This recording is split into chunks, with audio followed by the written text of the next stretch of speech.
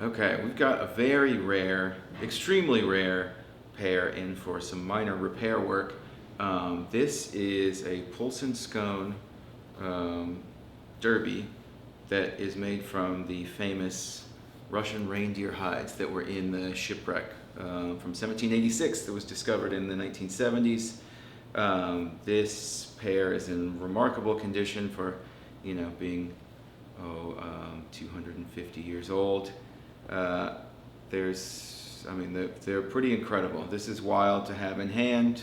We're just going to, the soles, I don't know exactly when these were made, but sometime between 1973 and I'm going to guess like 1990 based on some of the branding that I'm seeing. But original outsoles are still pretty good. We're going to add some flush mount toe plates and replace our combination heels and just give these a little bit of a condition. Let's get them opened up.